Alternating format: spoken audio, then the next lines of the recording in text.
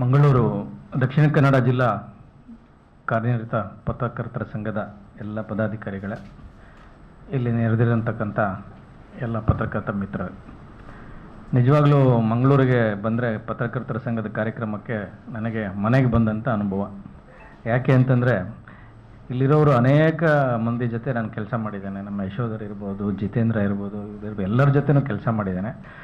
ಮತ್ತು ಬಂದಾಗೆಲ್ಲ ಕೂಡ ಭಾಳ ಆತ್ಮೀಯವಾಗಿ ಬರಮಾಡ್ಕೊಳ್ತಾರೆ, ಆತ್ಮೀಯವಾಗಿ ನಡೆಸ್ಕೊಳ್ತಾರೆ. ಹೀಗಾಗಿ ಮಂಗಳೂರಿಗೆ ಕಾರ್ಯಕ್ರಮಕ್ಕೆ ಬರಬೇಕು ಅಂತಂದರೆ ಭಾಳ ಖುಷಿ ಆಗುತ್ತೆ. ಇವತ್ತು ನಮ್ಮ ಶ್ರೀನಿವಾಸ್ ಅವರು ಈಗಾಗಲೇ ಅವರ ಚಟುವಟಿಕೆಗಳನ್ನು, ಸಂಘದ ಚಟುವಟಿಕೆಗಳನ್ನು ವಿವರಿಸಿದ್ದಾರೆ. ನಾನು ನಮ್ಮ ರಾಜ್ಯದ ಎಲ್ಲ ಜಿಲ್ಲೆಗಳಿಗೂ ಹೋಗಿ ಪತ್ರಕರ್ತರ ಸಂಘದ ಕಾರ್ಯಕ್ರಮಗಳಲ್ಲಿ ಭಾಗವಹಿಸಿದ್ದೇನೆ.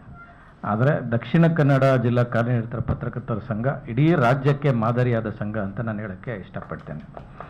ಯಾಕೆ ಅಂತಂದರೆ ಸಂಘ ಅಂದಮೇಲೆ ಬರೀ ಸಭೆಗಳಿಗೆ ಮತ್ತು ಸಮಾರಂಭಗಳಿಗೆ ಅಷ್ಟೇ ಸೀಮಿತ ಆಗಬಾರ್ದು. ಈ ರೀತಿ ಸಮಾಜಮುಖಿಯಾದಂತಹ ಕಾರ್ಯಕ್ರಮಗಳನ್ನು ಆಯೋಜಿಸಿದಾಗ, ಸಮಾಜಮುಖಿಯಾಗಿ ನಡ್ಕೊಂಡಾಗ ಅದು ಮಾದರಿ ಸಂಘ ಅನಿಸುತ್ತೆ.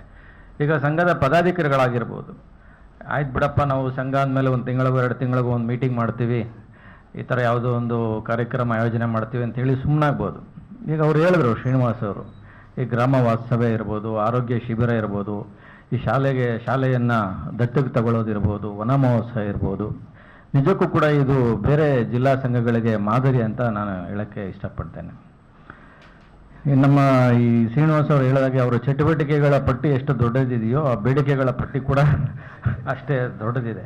ಆದರೆ ಇದರಲ್ಲಿ ಏನು ಅಂಥ ದುಬಾರಿಯಾದಂಥ ಬೇಡಿಕೆ ಅನ್ನಲ್ಲ, ಅಥವಾ ಸರ್ಕಾರ ನಿರಾಕರಿಸುವಂಥ ಬೇಡಿಕೆಗಳು ಯಾವುದೂ ಇದರಲ್ಲಿಲ್ಲ.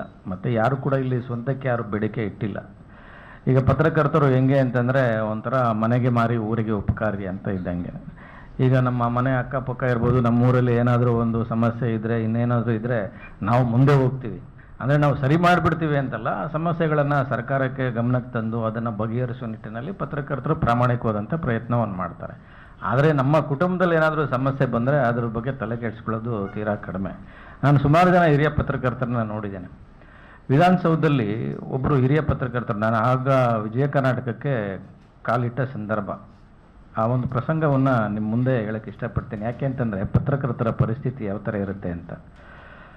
ಒಬ್ಬರು ಹಿರಿಯ ಪತ್ರಕರ್ತರು, ತುಂಬ ಏಜ್ ಆಗಿತ್ತು, ಒಂದು ಪಂಚೆ ಮತ್ತು ಜುಬ್ಬದಲ್ಲಿ ಬಂದು ಅಲ್ಲಿ ವಿಧಾನಸೌಧ 3ನೇ ಮಾಡಿನಲ್ಲಿ ನಮ್ಮದು ಪ್ರೆಸ್ ರೂಮ್ ಇದೆ, ಅಲ್ಲಿ ಎಲ್ಲ ಹಳೆ ಪತ್ರಿಕೆಗಳನ್ನೆಲ್ಲ ತೆಗೆದು ಜೋಡಿಸ್ಕೊಂಡು ಕಂಕ್ಳಲ್ಲಿ ಇಟ್ಕೊಂಡು ಹೋಗ್ತಾಯಿದ್ರು. ನಾನು ಒಬ್ಬ ಹಿರಿಯ ಜರ್ನಲಿಸ್ಟ್ ಒಬ್ಬರನ್ನ ಕೇಳಿದೆ, ಯಾರು ಸರ್ ಈ ಪೇಪರೆಲ್ಲ ಕಲೆಕ್ಟ್ ಮಾಡ್ತಾ ಇದ್ದಾರೆ ಅಂತ. ಇಲ್ಲ, ಇವರು ಡೆಕ್ಕನ್ ಹೆರಾಲ್ಡಲ್ಲಿದ್ದರು, ತುಂಬ ಹೆಸರು ಮಾಡಿದರು, ಬಟ್ ಅವ್ರಿಗೆ ಕುಟುಂಬ ಇಲ್ಲ, ಮದುವೆ ಆಗಿಲ್ಲ, ಇವತ್ತು ಏಕಾಂಗಿ ಆಗಿದ್ದಾರೆ, ಕುಟುಂಬ ನಡೆಸೋದು, ಅವ್ರ ಜೀವನ ಸಾಗಿಸೋದು ಕೂಡ ಕಷ್ಟ ಇದೆ. ಹೀಗಾಗಿ ಈ ಪೇಪರ್ಗಳನ್ನೆಲ್ಲ ಕಲೆಕ್ಟ್ ಮಾಡಿ ಅದನ್ನು ಮಾರಿ ಅದರ ಬಂದ ದುಡ್ಡಲ್ಲಿ ಅವರು ಜೀವನ ಮಾಡ್ತಾರೆ ಅಂತ ಹೇಳಿದ್ರು. ಆದರೆ ಒಬ್ಬ ಪತ್ರಕರ್ತರಾಗಿ ಅವರು ಭಾಳ ಒಳ್ಳೆ ಹೆಸರು ಮಾಡಿದಂಥ ವ್ಯಕ್ತಿ ಇವತ್ತು ಪತ್ರಿಕೆಗಳನ್ನೆಲ್ಲ ಕಲೆಕ್ಟ್ ಮಾಡಿ ಅದರಿಂದ ಮಾರಿ ಜೀವನ ನಡೆಸ್ತಾರೆ ಅಂತಂದರೆ ಪರಿಸ್ಥಿತಿ ಅವ್ರದ್ದು ಯಾವ ರೀತಿ ಇರುತ್ತೋ ಅನ್ನೋದನ್ನು ನಾವು ಊಹಿಸ್ಕೋಬೇಕಾಗ್ತದೆ. ಯಾಕೆ ಅಂತಂದರೆ ಪತ್ರಕರ್ತರು ನಾವು ಸಮಾಜ, ಜನ, ಸಮಸ್ಯೆಗಳು ಅಂತ ಓಡಾಡ್ತಾ ಇರ್ತೀವಿ.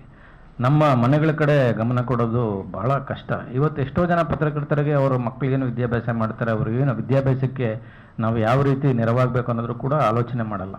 ಯಾಕೆಂದ್ರೆ ಆ ಥರ ನಡ್ಕೊಂಡು ಬಂದುಬಿಟ್ಟಿರ್ತಾರೆ. ಅಂಥ ಪತ್ರಕರ್ತರಿಗೆ ಅನುಕೂಲ ಮಾಡಿಕೊಡ್ಬೇಕಾಗಿರುವಂಥದ್ದು ಸರ್ಕಾರ ಜವಾಬ್ದಾರಿ ಮತ್ತು ಸಂಘಗಳ ಜವಾಬ್ದಾರಿ ಕೂಡ ಹೌದು. ಈ ನಿಟ್ಟಿನಲ್ಲಿ ನಮ್ಮ ದಕ್ಷಿಣ ಕನ್ನಡ ಜಿಲ್ಲಾ ಕಾರ್ಯನಿರತ ಪತ್ರಕರ್ತರ ಸಂಘ ಅತ್ಯುತ್ತಮವಾಗಿ ಕೆಲಸ ಮಾಡ್ತಾ ಇದೆ. ಅದಕ್ಕಾಗಿ ನನ್ನ ಸಂಘದ ಎಲ್ಲ ಪದಾಧಿಕಾರಿಗಳನ್ನು ಈ ಸಂದರ್ಭದಲ್ಲಿ ಅಭಿನಂದನೆ ಸಲ್ಲಿಸ್ತೇನೆ.